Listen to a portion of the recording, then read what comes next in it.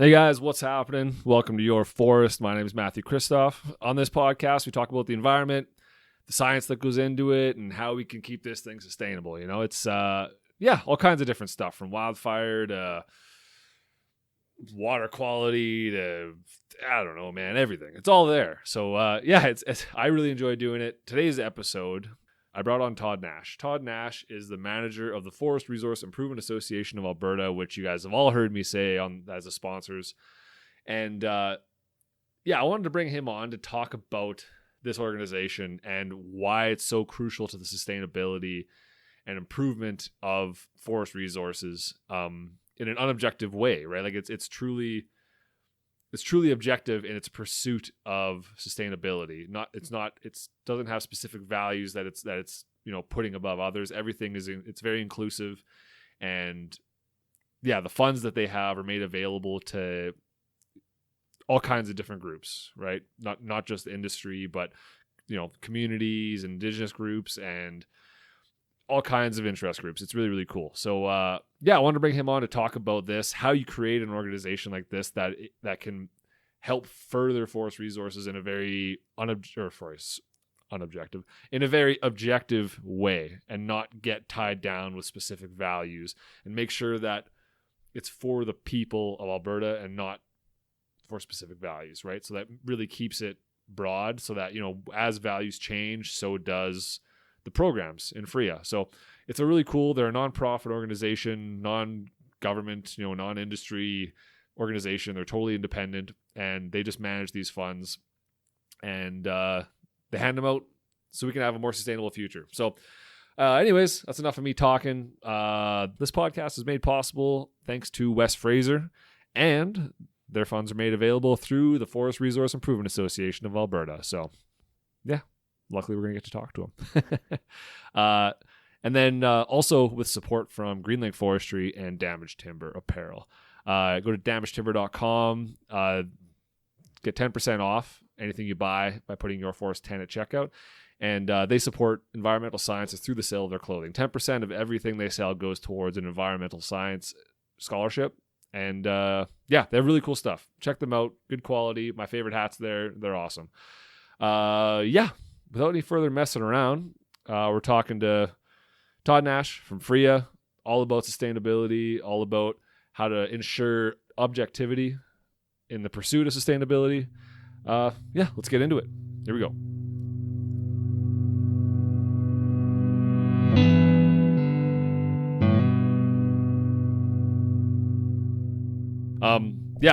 First of all, I have to officially thank FRIAA and all the board members and all the official members that pay into FRIAA and all that kind of stuff for the support through the podcast, because it definitely wouldn't be what it is without that, for sure. It would definitely be a worse thing. Well, we're hearing nothing but good things about your podcasts and what you're doing, and communication is important in forestry generally. And actually, sorry, I wasn't even paying attention. In your face. Yeah. I was. It needs to be about a fits width away, okay. like as close as possible. The whole thing moves up and down. Yeah, there we go. How's that? Yeah, that's perfect. Yeah, perfect. So, anyways, we're hearing great things about your podcasts, and communication is an important part of forest management. Making sure people are aware of what's going on, making sure foresters are aware of what other foresters are doing, and land managers and so forth. So it makes a big difference. I never thought I'd be doing this ever, but it's been cool. I like it. It gives me a good excuse to talk to people that know stuff. I'm just flying by the seat of my pants, just seeing where this is going to take me, and it's going well. So I appreciate it. It's been awesome. Going well so far. Yeah. So let's get into what FRIAA is. So the Forest Resource Improvement Association of Alberta. Let's just do a quick drive-by. What is FRIAA, so people have a context and can understand what we're talking about? Right. So it's an independent, not-for-profit association, and its members are the forestry companies that harvest timber or operate in Alberta. Is that all the members? All the members are forestry companies? All the members are forestry companies, but not all forestry companies are members. Gotcha. So it's not mandatory to be a member, but all of the FMA holders and I would say most of the quota holders are members. Gotcha. And that just gives them the opportunity to vote in a board of directors and to participate in some of the governance and the normal sort of. They have some control over where the money's going and all that kind of stuff. Yeah. Well, not so much that. It just gives them some say in how the organization is run or governed. Okay, basically, gotcha. That's all. And the purpose of FRIAA is to provide. Well, you do it. What's the general purpose? Like just the general overview of how it works and why it was created. Well, the purpose of FRIAA is to deliver programs and initiatives that enhance force resources for the benefit of Albertans. Right. It's that simple. Okay. And from that, how do you do that? You do that through a number of programs. Mm-hmm. Everything that FRIAA does has to relate back to that fundamental primary purpose or mandate. Mm-hmm. And that can be done in a number of ways. Yeah. The cornerstone program that kind of started the whole thing off is the FRIP program. Okay. Forest Resource Improvement Program. Right? Exactly. There you go. So you can see once foresters come up with an acronym, they like to stick with it. Yeah. FRIAA runs FRIP, and the FRIP program is a program that provides funding for any project that fits within the criteria, mm-hmm. and the criteria are pretty basic, and that is that it has to benefit Albertans, can't be for capital purchases and those sorts of things. Yep. Must benefit the public generally, mm-hmm.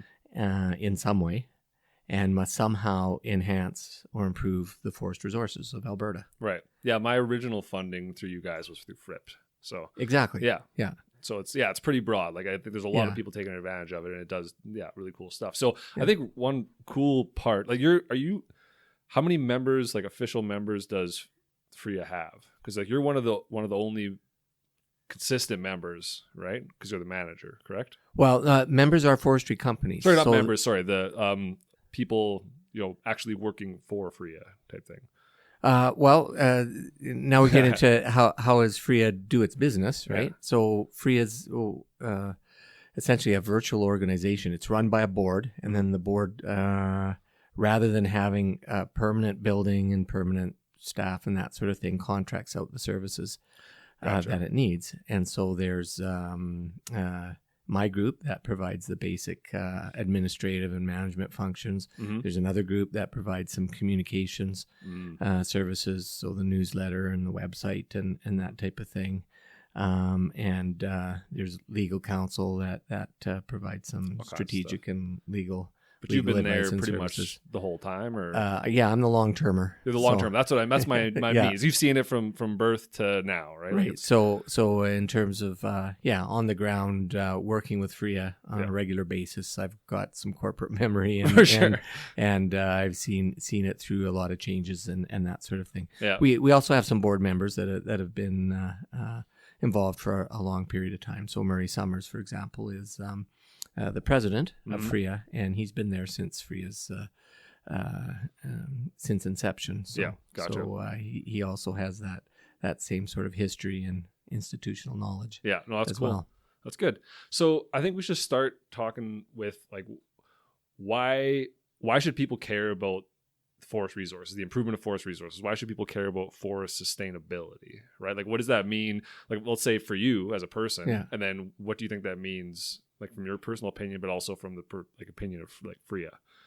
Yeah, well, I think first of all, it's widely recognized that healthy and productive forests contribute a lot to society, contribute a lot to Albertans, and some of the obvious ones are timber production supports a thriving forest industry, but in addition, healthy and productive forests provide other resources and values, such as water quality and quantity, wildlife habitat, biodiversity, recreation opportunities, and so forth. So all of those things we consider to be forest resources. Yeah. And you could put forest resources / forest values, and they're all important to us. So to the extent that we can sustain forests and enhance or improve forests, we're essentially benefiting Albertans,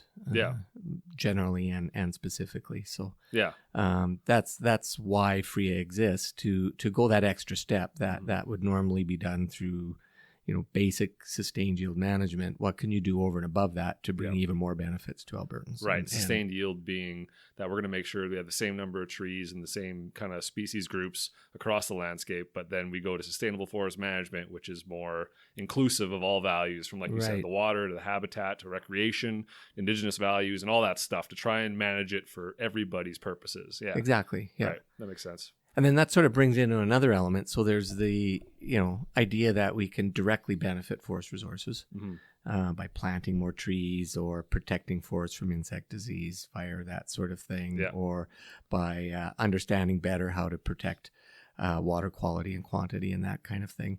But then there's the other side of it, and that's the understanding and management of forests. And to do that, you need to have a better understanding. So that's where research comes in. That's where public education, awareness, and outreach come in. That's where your podcasts come in. For example, it's all contributing to a greater understanding, a greater awareness, and subsequently better forest management. Yeah, no, I think, and one of the things that I keyed in on kind of preparing for this conversation was that in your mandate, it says FRIAA serves the people of Alberta, right? And you see in a lot of organizations that are dedicated to like environmental values, right? They say we are for such and such values, whether it's for hunting or for water quality or hiking trails or whatever it's for, right? These are the values we're for. Whereas with FRIAA, it's we are for the people of Alberta. Right. And then there's more to it than that. But that's the primary thing there. And I want to talk about the importance of that being the focus. So the people of Alberta and their values, right, and not having a specifically laid out number of values that you're for. Right. So what is the difference there, and why is that the way we chose to do that? Well, there's a couple of different parts to that. Yeah. So first of all, most of the forests in Alberta are on Crown land and are therefore public land, and so the public has an interest in our forest. So sort of public land. Your forest. Yeah, exactly. So, I've been waiting to use that since I started this thing. It's brilliant. Yeah. So that's a big part of it, right? Yeah. And certainly, I mean, some forests are under the jurisdiction of the federal government and national parks and D&D ranges and so forth, First Nations lands and whatnot. How much of it is, I forget, it's like how much of Alberta's forests are publicly owned or the Crown land? I'm sure you could Google that and find it. Yeah, I can't remember, but it's significant. It's the majority, the vast majority of it. Yeah. So that's one reason that FRIAA's focus is on public benefits and serving the public. The other is it's important to distinguish what's important for the public and what's important to the industry. So activities that are important to the industry obviously are important. They provide economic activity, they provide jobs, and so forth. But because FRIAA dues or FRIP dues are generated as in concert or as part of stumpage, it's important that those dollars don't go back into activities that are the responsibility of the industry or that are for the benefit of the industry. That would be potentially considered some sort of subsidy and not a part of the purpose of this program. So the dollars that come into FRIAA are for the public's benefit. Right. And obviously you have the industry primarily involved in delivering those activities and so forth. But, the funds to fund it all. So can you explain stumpage real quick? Well, stumpage is the what government charges for the right to cut down timber. Right. So timber. It's like a timber royalty. Tax. Yeah, royalty. Well, yeah, it's what you pay. Yeah, it's the price you pay for the resource, for the tree. Basically, because it is a public resource, so the public needs to get something from you cutting that down, and that's where that comes from. No different than oil, gas, coal, any other mineral, that sort of thing. Right. In forestry, it's called stumpage, and then stumpage is split into two pieces. One, which is timber dues, crown dues, which goes to government, and the other is FRIAA dues, which goes into this fund and goes back into the resource for the public benefit. Yeah. No, that's awesome. It makes perfect sense. No, that's really, really good. Yeah, I think that's the important distinguishing factor, is that it's ultimately for the people of Alberta, right? Like, I mean, Exactly. we do that even as foresters when we write our exam and stuff, right? It's like our first and foremost priority is to protect the resources for the people of Alberta. Right. It's not to the industry or to a specific biased value that we have. It's for the people of Alberta and their interest, and that means being as objective as humanly possible, right? So I think that's the interesting part, because we don't know in 30 years or 50 years or 100 years what the public is going to value, what we find as sustainable, what we think we're going to need from those resources. So keeping it like that, we're for the people of Alberta is really wise. I think it makes sense, instead of being like we're for whatever, because like forests are going to change. We have climate change now. We don't know how that's going to affect the way our forests grow and the way our resources change, and species are going to change and all that. So I like that. It's a really smart way to write into the mandate for this money that's available, right? Well, it also kind of either promotes or perhaps even forces a collaboration between the public and various aspects of the forest industry or the forestry sector. Totally. So I've often thought of FRIAA as the perfect collaboration between government, industry, academia, the contracting and consulting workforce, interest groups, and others. Yeah.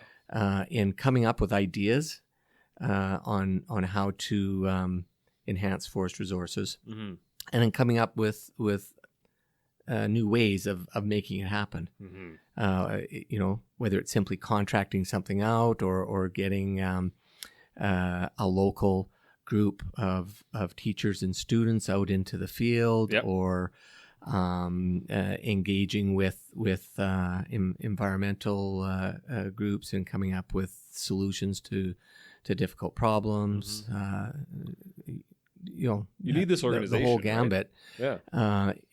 They're all brought together to a common purpose in getting something done that really is in everyone's interest. Yeah, because there are funds that go. These funds don't all go back to the industry. They go to communities. They go to Indigenous groups. They go to, like you said, certain groups that are for water quality. Absolutely. They go everywhere, right? For teaching programs, and it's so diverse where this money's going, and it's going for the betterment of the resources of the people of Alberta, which is it's super cool. I think it's hard to find.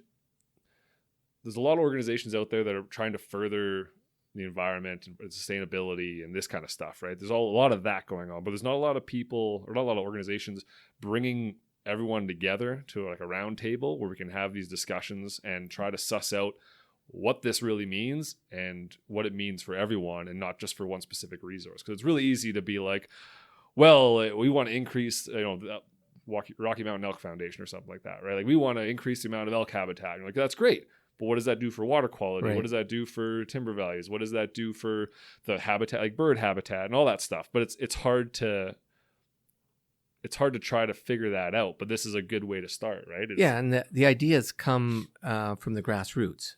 Totally. So they're not pushed down from up above, right? Mm-hmm. It's people that are out in the forest, working in the forest, studying the forests, and enjoying the forest will come up with these ideas. They know what is needed, or they know what would be most beneficial. Yeah. And they come up with the ideas, put it on paper, come up with a bit of a work plan. How are we going to get it done? Mm-hmm. And then they're eligible for funding, and away we go. So you have the collective wisdom of everyone involved in different ways in forest management and in the use of forest resources. Mm-hmm. Yeah, no, it's really cool. And there's I don't think there's a lot of other organizations that can say that they've been able to keep that objectivity and not, you know what I mean? Like it's Yeah. it's done a good job of not favoring one value over another, right? It's pretty. Well, exactly. Another aspect of FRIAA is how it's structured and how it goes about its business. Right. And it is very transparent, very objective, and very professional in delivering its programs. And so it's very effective. It's cost efficient. Yeah. And it's quite productive. There's not a lot of overhead. Yeah. There's not a lot of overhead, and it's about putting the dollars to work in these various programs, and so it's I like it. It's a good model. It is, totally. So how do you explain that objectivity? How do you explain managing to find this common space where everyone can come together and have that objective view of where this stuff should go and how it should work, and kind of, you know what I mean, being able to put these resources to work in the most objective way possible? Because I think it's hard. It's hard to be objective. I mean, we're people. We have our own values and biases. So how do you explain the capacity to pull that off? Well, I mean, it starts with a very clear purpose, and we talked about that earlier on. So the purpose is clear. It's quite broad, but it's also very, very clear. Yeah. And then the next level down is being very clear about what the requirements are, what the rules are. Yeah. So that's very clear and very simple, and that's out there for everyone to look at, and doesn't change from week to week or year to year. Right. So the process is consistent, clear, and effective. And then thirdly, really staying true to the principles of sound force management, sustainability, and enhancement of resources. So that means that you're not really debating so much about whether you should do one thing over and above another, but really you're considering whether whatever's proposed meets the objectives, meets the criteria, and so forth. As long as the dollars are there, then gotcha. Projects are approved and funded. So it's not like the subjective viewpoints of the people deciding whether or not this project gets money are part of the decision. It's just, does this meet the criteria?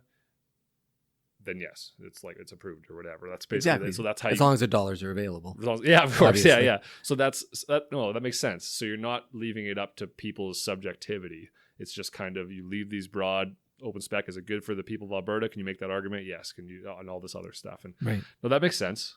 So just keeping it broad, I suppose. Yeah. Huh. And keeping it simple. Simple. Yeah. Staying true to the objectives, and the fundamental principles, and being consistent with the process and the criteria. Yeah, totally. That makes sense. Is there one part that I find is nice about this too, is it's not only objective from the point of view of like environmental sustainability and that kind of stuff, right? But also from like a cultural perspective, from, like Indigenous peoples who have a real cultural tie to the land and that kind of stuff. Right. And it leaves a lot open for support of those programs as well, and making sure that they can continue to do what they want to do and have the capacity to do it. Right. So I like that too. It leaves it open. It doesn't really seem to leave anybody out somehow. So that's cool. Right. I mean, there's a huge intersection between,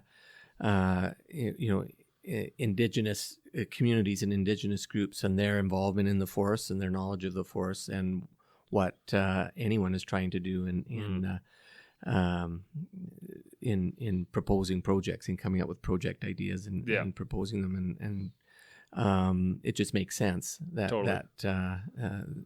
The two are complementary. So one actually within the last year or two, the probably the biggest interest in terms of projects being proposed is either in public education, awareness and outreach, and Indigenous relations, and drawing on Indigenous involvement and knowledge of the force, and how can that be used to help improve the resource and improve the management of the resources. So for sure. So definitely that's does seem to be, I mean, from my super subjective viewpoint, it does seem to be getting better, and it does seem to be a little more inclusive. And so that's awesome. Yeah, no, it is really good that we've managed that. Well, not we, but you guys have managed to figure this out somehow, right? And have something that can be as objective as humanly possible, right? Yeah. Like and again, it comes from the grassroots. It actually comes from the members. It comes from the because they care industry who are managing the force and understand what needs to be done. Yeah. So they're the ones that are out there actually making it happen and understanding what needs to be done better and what can be improved. Yeah. Yeah. And that was going to be one of my questions really was how do we know for sure that we're keeping the people's priority in mind? And it's not just lip service, right? Because I think that's another thing that you hear from like political organizations and stuff. Not that that's what you guys are, but you know what I mean. They will say something, and it's just kind of like, oh yeah, we do that, but there's nothing done for it, right? But I think that manages to keep it true to being for the public and not just something we say to be politically accepted or correct, right? Yeah, so, and again, I think that's unique. FRIAA is unique in that regard, in that the ideas and therefore the priorities come from the grassroots. Yeah, no, for sure. What do you think would happen? I was thinking about this what do you think would happen if first of all, we didn't have an organization like FRIAA that was a non-for-profit, non-government, independent organization? How would that change things? What's the importance of it being like a non-government, non-industry, independent organization? Well, I think we can put dollars to work quicker. Okay. Yeah, that's using true. This model. Government, definitely true. Yeah. Well, no. I think in other provinces, government directly or indirectly manages funds like these. They do. Okay. But when we look at other models, I think this model really is more effective in putting the dollars to work. So that's one important benefit, I guess, of using this model. The other, again, we talked about it, is because it's arm's length. It's not government. It's not industry. Yeah. It's in the perfect position to build bridges between all of these different groups that are involved in forest management. So with no agenda. Yeah. With absolutely no agenda other than, again, putting the fund to work to achieve these objectives. Yeah. So that's I think those two factors really totally make a huge difference. Yeah.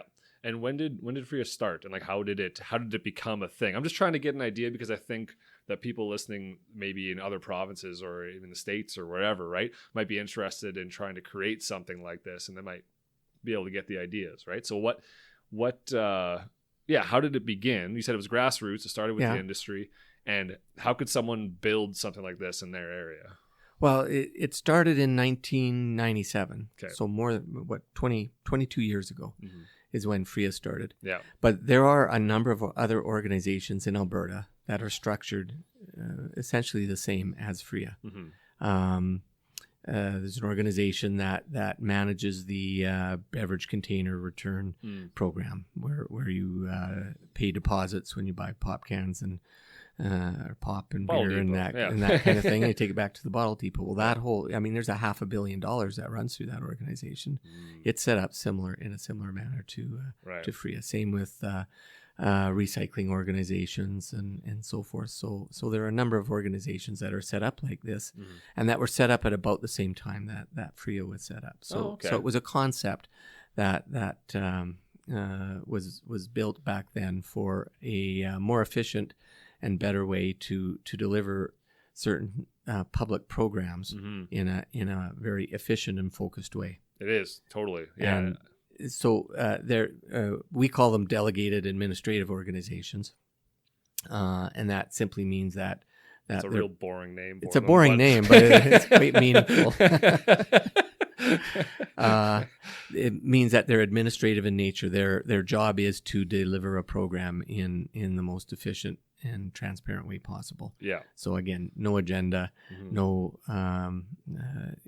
purpose other than the purpose stated, which is to serve the public by enhancing forests or recycling waste from electronics and used oil and that sort of thing, or recycling aluminum pop cans and all that kind of thing. So true to their objectives, funding source, and a delegation that comes through law, through legislation, that really ensures that they're focused on their purpose and their objectives. So there's probably a group of people that had to get all this together and approach the government with and go, hey, what do you think? And then the whole process begins. Exactly. Yeah. No, for sure. Oh, that's cool. So what kind of what are some of the more interesting projects that you've seen recently that you had that you didn't expect for FRIAA to be involved in, maybe, or just didn't see it coming, maybe?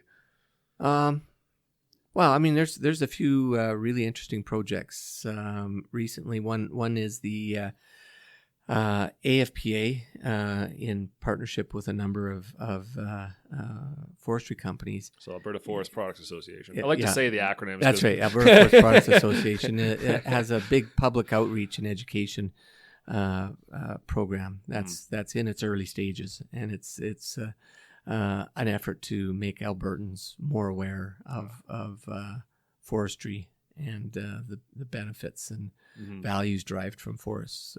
It's a pretty big initiative. Yeah. I think we'll be hearing about it in the coming weeks or month or so, and excited Nice. about that one. That's cool. There's a Caribou Knowledge Network, which is It's a big thing right now, for sure. Exactly. So that's an effort to bring all the different research results and knowledge and experiences around caribou together into one place, so that we can better integrate the needs of caribou and caribou habitat conservation with forest management and other industrial activities. So that's a tough one, for sure. Very absolutely. politically charged, a lot of people, very partisan issue. It's Sure. so it's well, I shouldn't say partisan, but there are people that have very strong opinions on it. But I'm interested to see how that one plays out, because we want them around, right? It's just a matter of what's possible, what's not, and what's feasible, right? Like that's an interesting one, for sure. So those are two real, quite recent FRIP projects that are on the go that are going to make a real impact to the forestry community and real positive impact. Well, and the people of Alberta, right? Like we were saying, Exactly. not just forestry industry, but the actual, the people's resources. Right. Caribou are a people's resource. So they belong to the people, That's technically right. speaking, as far as law is concerned. Yeah. And so there's, in addition, there's a lot of inventory work, forest inventory work that's being done that wouldn't otherwise be carried out because it's not under the requirements of an FMA or that sort of thing. So some of the wide area inventories and so forth. There's a number of studies on species at risk or feature species, perhaps indicator species, that type of thing. Right. Lots of research being funded through FRIAA then. Yeah. Tree improvement.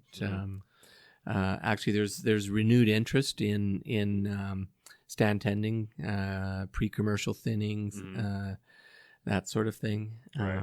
Which, I mean, that's the most direct way to improve the forest resource. You grow more forests faster. Yeah. As far as timber is concerned, for sure. Anyways, yeah. Sure. Yeah. And all the benefits that go with a healthy, productive forest. I mean, it's more than just timber, but certainly from a timber perspective. So there's lots going on. Yeah. And that's in the FRIP program. That's just the FRIP. And you've got and there's how many programs? There's 8 programs. In total. So what are the other programs? Yeah, let's talk about those. Yeah. The other program that a lot of people might not be aware of is the Community Reforestation Program. Oh, yeah. And that's where FRIAA has agreed to take on the reforestation activities for small permit holders and small operators, those that maybe don't have the capacity to take on what could be upwards of a 14-year commitment to meet reforestation standards. For sure. So rather they pay a levy, reforestation levy, into a pool, and FRIAA arranges to have the reforestation work done. So, So that's huge. Like that's a. I don't think people recognize the huge importance of that, right? Like it's really important. Yeah, that's maintaining the age class structure and just the amount of forest we have. Otherwise, you might end up with you know what I mean, something that's not quite the same anymore, not quite forest the way it used to be. So it's crucially, like, that's the basics. Right? That's the basics to forest management, and making sure we have sustainable resources for everything is the regeneration of that forest. So So that's another longstanding program that FRIAA delivers, and then there's a whole series of others. Mountain pine beetle programs. There's 2 programs related to mountain pine beetle. Mm-hmm. There's the Fire Smart program, which is aimed at mitigating the impacts of wildfire on communities, which has only become more and more recognized as a concern. We don't, especially with the last 10 years, really. Absolutely. Last 9 years, it's been very, very obvious that communities on the wildland urban interface need to start looking at this as a real threat, because Slave Lake didn't think it would happen, Fort McMurray didn't think it would happen, High Level didn't think it would happen, maybe, but maybe by that point they had figured out that maybe this might happen. I don't know, but it's I think there's a lot of need for that Fire Smart program for sure, for protecting communities. And we've been lucky so far that there hasn't been any real deaths directly because of fire. There's been deaths because of car accidents and helicopters going down in relation to it, but nothing because someone's house burned down and someone was in it, right? So we've been lucky in that way, and I think it'd be with the with the way things are going with climate change and all that, we need to be on top of that. So that's an important one, because I think otherwise it wouldn't happen. It's become pretty clear how important Fire Smart is, how important prevention is generally, how without important those Fire funds, Smart how is. people are going to get into it, right? So So that's FRIAA's delivering that program. Wildfire reclamation program. So that's reforestation of cut blocks that were reforested and subsequently burnt, damaged or destroyed by wildfire. So they met regeneration standards, but then or they were on their way towards meeting regeneration standards, and were destroyed by wildfire. So it kind of gets those blocks back on track. Make sure. And then 2 of the more recent programs are the caribou habitat recovery program and the enhanced reforestation of legacy disturbance program. And that's brand new. What is that? And that's a program where dollars will go towards reforesting old burned areas that meet certain criteria. And the primary objective of that is to sequester carbon. So it's funded in part by climate funds made available from the province and from the federal government through a climate change program. So the names of the source funding has changed. Gotcha. But FRIAA's received those funds, and FRIAA's job is to apply those funds to reforest areas in old burns, and to measure the amount of carbon that's captured through that process. That's cool. Yeah, and I think that's an interesting one. I've spoken with that a few times, is that people seem to think that old forests are the ones that sequester the most carbon, but it's the truth of the matter. It's new forests, because they're just sucking it up and they're just growing, right? They're putting on wood like it's going out of style, and it's just exactly. So that's it's the more trees we plant now in those types of areas, or reforestation, not just reforestation, afforestation, right? That will help sequester more carbon. Exactly. Sure. And that's what it is, afforestation. So these are areas that, may or may not return to productive forests. And if they do return to productive forests, it's usually with a significant lag time. Right. So by going in and evaluating the areas and going into the areas most likely to successfully regenerate with planting and whatever other work we need to help it along. Those areas then are more effective at sequestering carbon and contributing to some of the carbon-related goals. Yeah, for sure. Well, that makes sense. Yeah, and those are all open for. No, I mean, they're not open right now, but at some point they're open for people getting requesting funds. There's expressions of interest available for not just forest industry, but anyone that in all of these programs. We use essentially the same process, and that is define what type of work we need to see happen under the program, and putting it out there for proposals. Yeah. And then allocating dollars to the best proposals. And you get proposals from everywhere, though, right? Not just from all kinds of groups and people. Yeah, and sometimes you'll want to qualify it to those that are most capable of. Not everyone's delivering. approved. I'm not saying that, but it's There's research done to make sure it's not going to be wasted resources. No, exactly. I'm sure. Yeah. Yeah. Like for example, one I would like to point out would be like the FireSmart program, right? So that's mostly, I would imagine, it's a lot of communities. Exactly. That program's targeted towards communities and community groups, municipalities and that kind of stuff. Municipalities or some other recognized group that has an interest in protecting communities. Yeah. So not just anyone can apply to it, but if you meet the eligibility criteria, which focuses on communities or those that support community protection, then any of those are able to apply for FireSmart dollars, because those FireSmart dollars need to go into the communities that they're intended to help with mitigate the impacts of wildfire. For sure. Yeah. And then that's a really, really big one, I think, just because it's so in the media and so in the news. Everyone's hearing about it, and I think people that are living in those areas are starting to worry a little bit, right? So without these funds made available like this, I mean, it's hard for the government to just come up with money to do this, but like when a program like FRIAA has the capacity to manage that and figure that out and provide that opportunity to make a safer community and whatever, right? So, and again, all the benefits of the FireSmart program that FRIAA runs come from the ground up. Yeah. So it's not FRIAA deciding what needs to be done, and it's not FRIAA doing it. FRIAA's providing the dollars and providing the structure for this to happen. Yeah. And it's the communities and the experts that the communities engage that make it happen. So really the credit absolutely needs to go to the communities that see the need and want to do something about it. Yeah. This just provides the resources, the wherewithal to get it done. Yeah. No, totally. Providing the opportunity. That's the big thing. Yeah, exactly. No.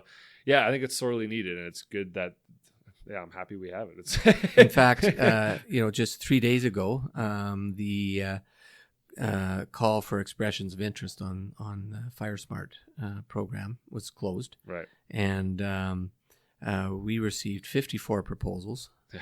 And the dollar request was quite high. Mm-hmm. So we're really pleased at the level of interest and the level of engagement in the program. Well, it's good that it's getting out. Oh, right? absolutely. That the people the interested parties are hearing about it, right? Yeah. Which I think is a lot of the difficulty with this kind of stuff is, right, getting people to know that they can apply for this and look into it. And that's the tough part. So I'm glad that that's happening for sure. It'll be interesting to see how much of that is possible, right? How many communities can get help this year and all that kind of stuff. Yeah. So, it'll be interesting to see if it I'm interested to see it play out too, right? I'm not saying I don't want to see another town come close to burning down, but I'm saying it would be interesting to see the success rate, right? Because we know that that FireSmart is a proven method, and it's so good at doing what it does that it's, I think, seeing a proven case happen. Yeah. Like I'm blowing my words here. I can't figure it out. Not wording good today, but a case where a fire is approaching a town and is thwarted by FireSmart and helped out, right?